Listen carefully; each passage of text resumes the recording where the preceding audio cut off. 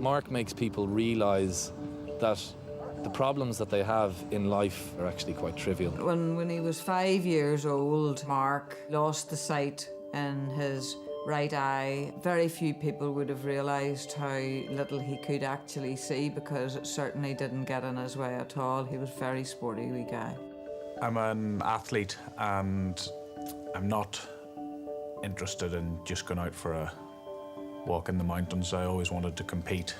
It was 1998, I was 22. I was rowing for Ireland and for the university, and I had a job offer to start in London after my graduation, and in the space of 2 weeks I went blind.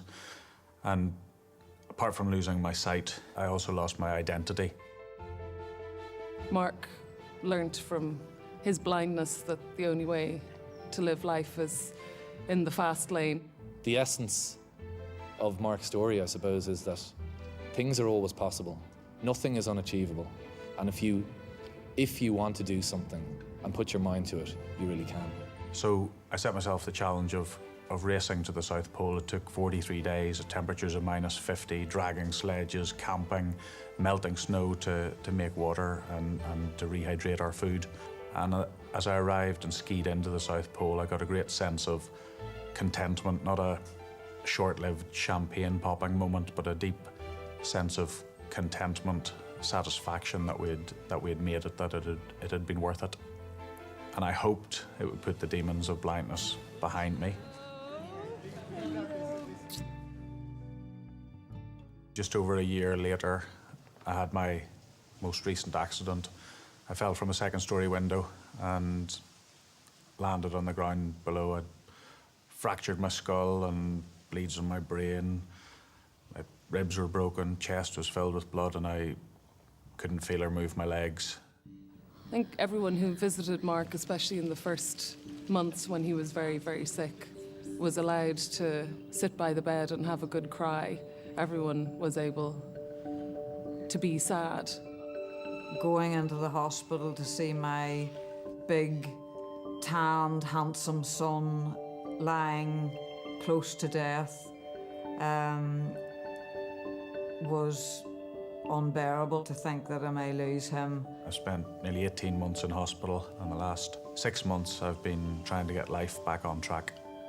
50 or 60 years ago, if you had a spinal cord injury, it was likely to be terminal. Now we're just at a point in time where people are starting to think differently about what might be possible in the future. He's determined not to be restricted to a life of just acceptance, being in the wheelchair. He wants to challenge conventional wisdom, challenge the norm.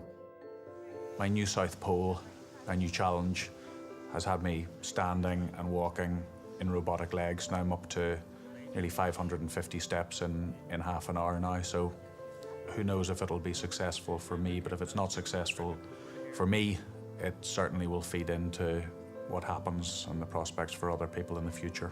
He said to me the other day that if you fill your life with good things, there isn't time to think about the bad stuff. Well, the sky's still the limit for Mark. He's got a new sky to reach. There is a life after paralysis, so on one hand I've got to accept that I'm paralysed, that I'm in a wheelchair, and learn to live life in the wheelchair. But I also have hope that I will walk again.